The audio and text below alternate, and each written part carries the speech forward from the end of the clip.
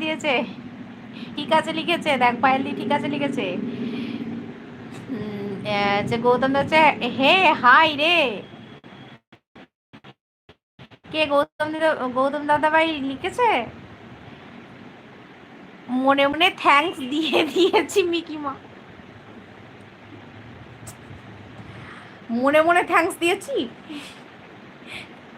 তুমি মনে মনে দিলে আমাকে তো কানে শুনতে হবে, বললাম তো কানে শুনতেই পাইনি। আমি তো কানে শুনতেই পাইনি গো। তুমি মনে মনে থ্যাংক ইউ দিলে হবে? তুমি একটু বলো, তুমি যে আমাকে ধন্যবাদ দিচ্ছ সবাই সেটা শুনুক, তা না হলে তো বলবে যে না দেয়নি।